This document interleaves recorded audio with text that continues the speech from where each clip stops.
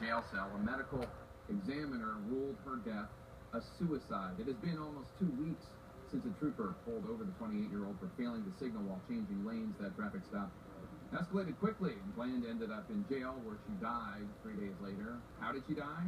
Well, now booking for intake documents from the jail show, Bland indicated that she had tried to kill herself last year after losing a baby.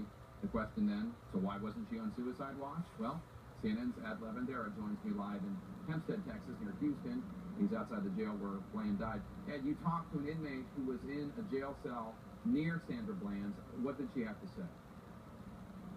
Well, this is an interesting picture. This is a woman who was across the hall from where Sandra Bland was being held for the 3 days. And the picture she paints is very consistent with what officials here in Waller County have been saying.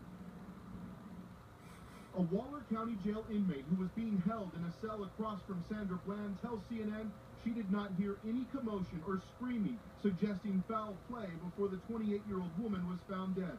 This is consistent with the nearly 3 hours of jailhouse video released showing nothing unusual outside Bland's cell before Bland's body was found by a sheriff's deputy. The woman, who asked not to be identified, tells CNN Bland was emotional and often crying during her 3 days in the jail. The inmate says she spoke with Bland twice. She says Bland was worried about not being able to connect with family members and stressed over missing her first day of work at her new job. Bland's family has insisted they do not believe the 28-year-old woman would kill herself. That we take issue with the notion that she was suffering from depression. She was never clinically diagnosed. There was no medication that we are aware of that she was taking to address any sort of epilepsy or depression. This afternoon, Waller County officials held a press conference with new details from Bland's autopsy report.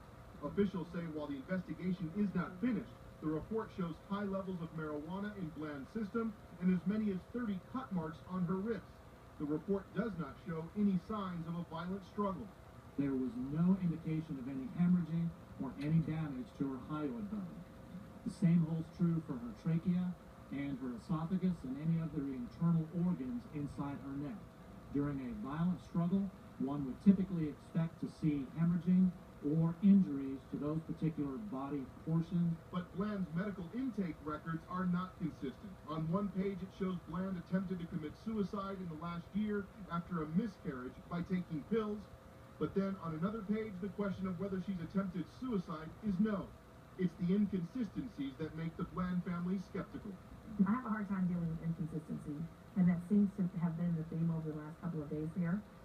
So I don't have a problem still asking questions.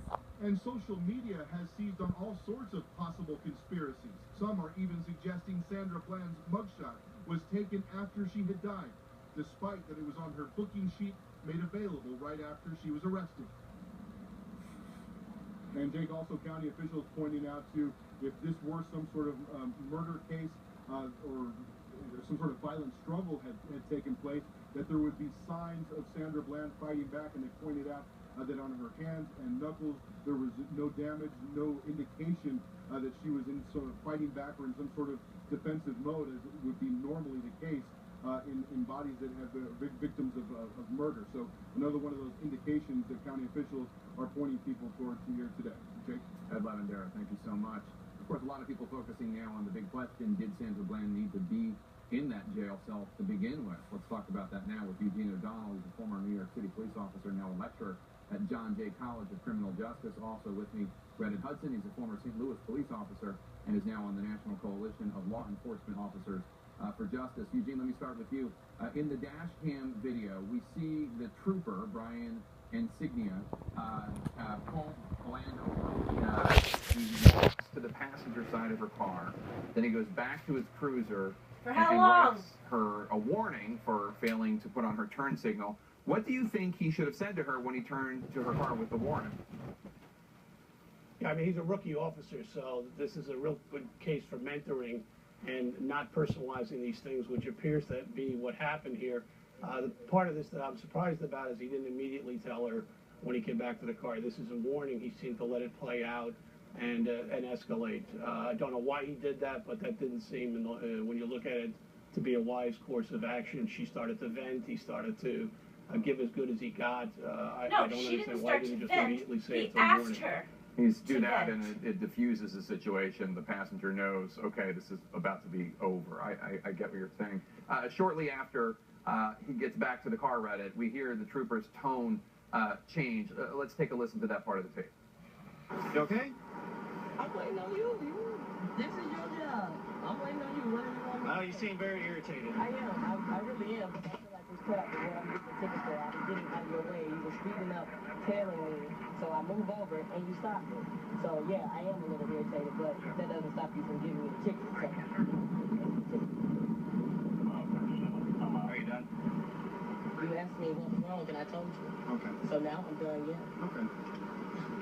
She had the model. You're not putting out your cigarette, please. What's wrong? What's wrong with what she just said?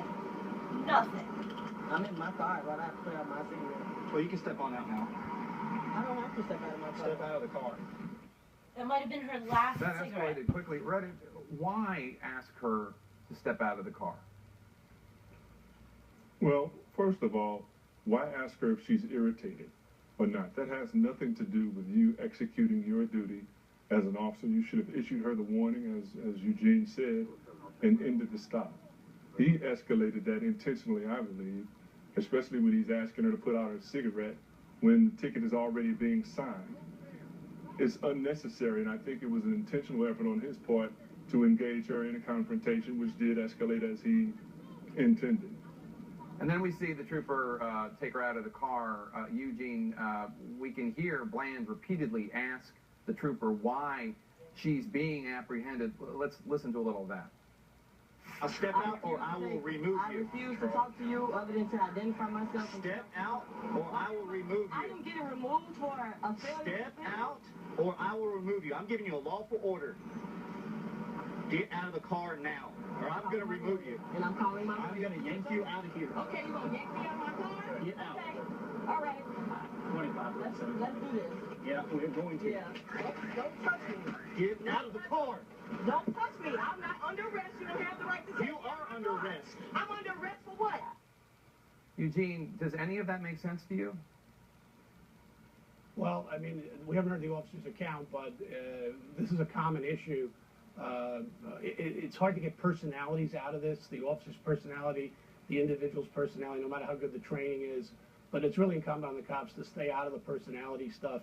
The other thing I think we're not good at, a couple of issues that come to mind, we're not good at treating the police how to recognize mental health and people that are raised up conditions. And also, one thing that's very hard to teach well is when to back out, not to keep digging.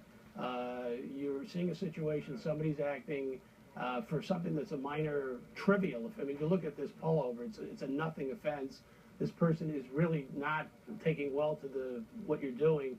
Just get out of the situation if you can. Again, I'd like to hear what the officer has to say in his defense, but get out of the situation. You're only going to give a warning. It's the most trivial of trivial offenses.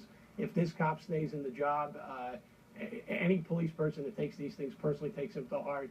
They're not going to go the distance because this is a cop who will be doing traffic enforcement. He's a trooper, so you're going to get people that don't like you every day. You just have to live with that. And Reddit, police officers do need to assert control in some instances. Why do you Where is keep the asking line? the When same do you stupid need questions? to assert control as a police officer or a state trooper? And when do you just like back away and just say none of this is worth it, this is just silly?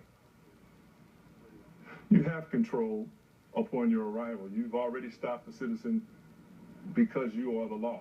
So he was in control. You need to control your own actions when you're dealing with people and see them as human beings.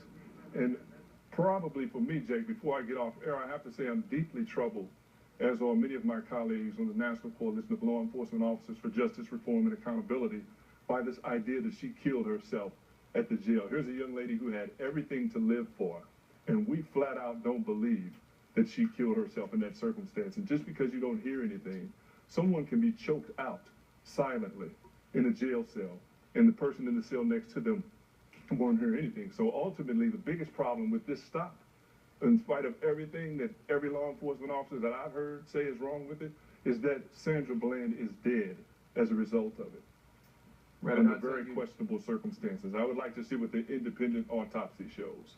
And we will bring that news when we get it. Reddit Hudson, Eugene O'Donnell, thank you so much. Appreciate you both. When we come back, normally secret travel information published as President Obama heads overseas.